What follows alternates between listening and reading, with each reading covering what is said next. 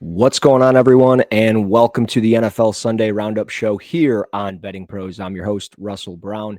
I'm an NFL draft analyst on Fantasy Pros and a betting analyst on Betting Pros, and you can find me on Twitter at Russ NFL Draft. For this show, I look to recap certain games from this week in the NFL, and then I take a look ahead to some of the best early bets for next week in the NFL. Before we dive into our NFL Week 10 recap, I've got to tell you guys about the Betting Pros Discord chat. If you're looking to up your game in sports betting, join our exclusive sports betting Discord community at bettingpros.com/chat. Not only can you connect with expert handicappers who provide free picks for the NBA, the NFL, MLB, NHL player props, live betting, and so much more, but now you can also participate in our weekly community picks. Cast your vote, see how your picks stack up against the experts, and track your success. So check it out over at bettingpros.com/chat. So let's jump into week 10 in the NFL. Very interesting NFL Sunday. Very underdog heavy for today. After the Cardinals just beat the New York Jets 31-6, NFL underdogs so far today are 9-1 against the spread with 5 straight up wins. So going to be very interesting with 2 games left on the slate. The Houston Texans and the Detroit Lions, as I record this about an hour before Sunday Night Football kicks off. We've also got the Monday Night Football game for tomorrow between the Rams and the Dolphins. The Rams are 2.5-point favorites, but do you consider the Dolphins in that spot at plus 2.5 or potentially money line at plus 114? We will see. But as we look at the Jets, this is a team I've not spent a lot of time talking about. They were favorites entering this game in Arizona. They just lost, like I mentioned, 31-6. But what a disaster. What a disaster the team has become in New York. They make that trade for Devontae Adams. It has not helped them at all. They've lost 6 out of their last 7 games, and they are now 3-7 against the spread. They play the Colts next week. The line has not been set yet for this game, but the Colts are 7-3 against the spread this season. So I think that's a pretty interesting number there for both of those teams. I think we're going to look at this and probably say the Jets open up as favorites because they're at home, but it's always hard to say. So keep tabs on that game as you look into week 11. As I mentioned, the underdog stat last week, I did say that I did not trust the Tennessee Titans and the Chargers on that spread of 9 points. I guess it didn't matter. The Titans move to 1-8 against the spread this season, the worst mark in the NFL. The Chargers beat them in LA today, 27-17. Safe to say that you can probably bet against the Titans moving forward against the spread. Minnesota opened up as 6.5-point favorites against Tennessee next week, but I would proceed with caution there as well. Minnesota really struggled in Jacksonville today. They won 12-7. So not necessarily sure if you feel any confidence betting in the Vikings. Speaking of the NFC North, looking at a team that's at the bottom of the barrel right there, the Chicago Bears. They're playing about as bad as they've played all year, and it does not look like it's going in the correct direction there with Caleb Williams and the way he's playing. He's missing a lot of easy throws right now, those quick outs, some smash concepts he's not really hitting on. So there's a lot of different things that he's not able to do. And it's very clear that he's frustrated with the direction of the offense, and there's a disconnect there. But they have lost 3 straight games. They are 3-6 to the over this year, so you might want to bet them on the under. And a lot of that is because yes, they have a good defense, but they've also like I said, they're struggling offensively.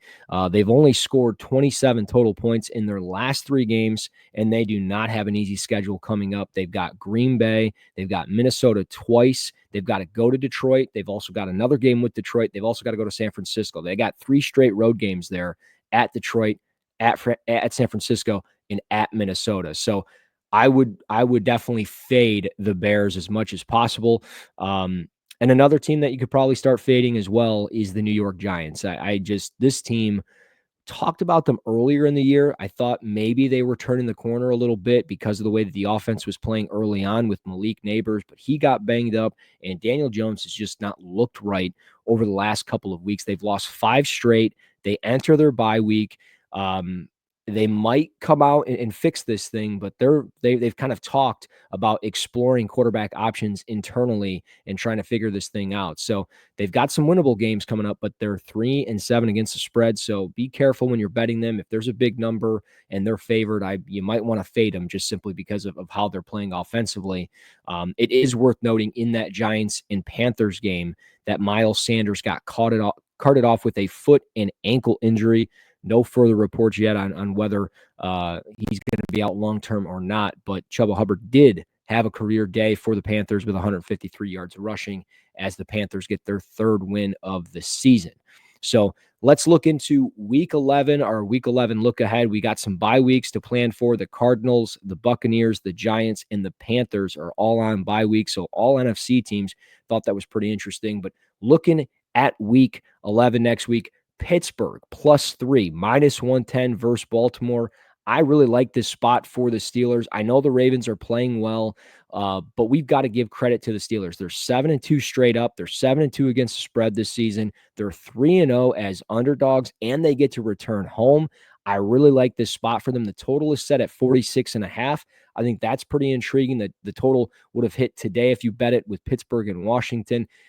Pittsburgh is 5-4 to the over this year, but Baltimore is the best in the NFL at 9-1 to the over. So with the total set at 46.5, you might have some wiggle room there if you're not confident in Baltimore -3 or Pittsburgh +3. I like Pittsburgh +3 simply because they're at home here, and you might even be able to put them on a teaser and maybe get them up to like 9 or 10 if you feel comfortable doing that. I don't like looking ahead most weeks to a team that is not yet to play. Miami plays tomorrow, Monday Night Football, but they've got the total set for next week against Las Vegas, who's coming back from a bye. Vegas, Miami next week, over 45.5 points at -110. Vegas is 6-3 to the over this year. The total, this total of 45.5 would have hit 2 straight games for the Raiders. Miami is 3-5 to the over, but as we know, they've spent a lot of this season without Tua. So I think if Tyreek Hill, who's starting to battle a wrist injury, and if Tua can stay healthy, if both these guys can stay healthy, I really like the over for next week with Vegas and Miami at 45.5. And then the other game for next week, Kansas City -1 at -105. Keep in mind, folks, the numbers on DraftKings are still being updated as we speak. Like, for example, Jacksonville and Detroit just got set as I refresh the page at 13 points in favor of the Lions. But looking at Kansas City, -1, I could see this game going either way, to be honest. I mean, this is really more of a pick 'em, so maybe you just bet one of these teams on the money line. But the Chiefs are 2-1 as road favorites this year. They find ways to win. If they can force 1 or 2 turnovers here, I think they can win this game.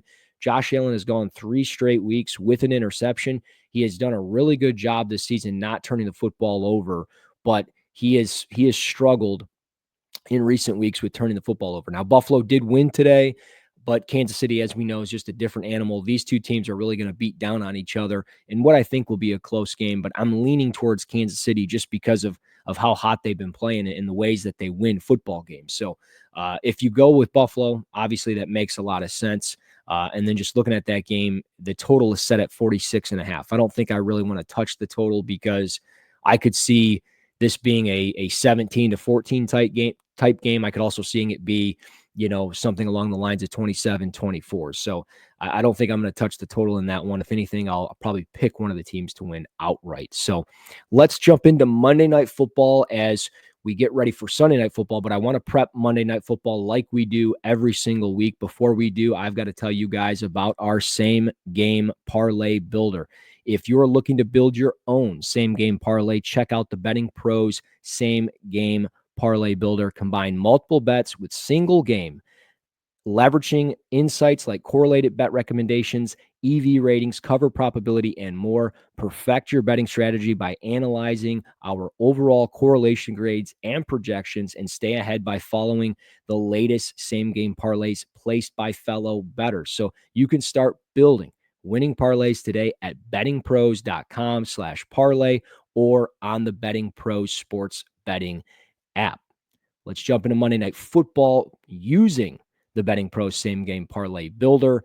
You can see here bet number one, Rams -1.5 against the Miami Dolphins. This is set at -112. Both teams seem to be going in opposite directions, regardless of who's playing at quarterback for the Dolphins. The Dolphins have lost 3 straight games. The Rams have won 3 straight. The Rams are 3-1 at home this year. And with Cooper Kupp back, Puka Nacua back in the offense, it just really seems like Stafford's starting to get into a groove. I really like Kyren Williams for this offense and the way he can run the football. I don't feel confident when betting on Tua because he can get injured at any time. We don't really know about the availability of Tyreek Hill for this game. So I like the Rams at home here, -1.5. That's going to be leg number one. The second leg is going to be Kyren Williams, Rams running back, over 2.5 receptions at -120. For the most part this season, running backs have been consistent against the Dolphins, and they've done a pretty good job keeping them kind of at bay. But running backs are averaging 105 rushing yards per game with 3.5 receptions per game. I think this bodes well for Kyren Williams, who gets a heavy workload in this Rams offense. He's hit over 2.5 receptions in 4 games this season.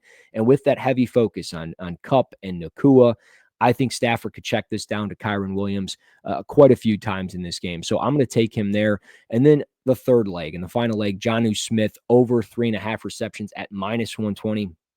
He has hit this total in 4 straight games. The Rams are allowing an average of 5 receptions for 59 yards per game to tight ends.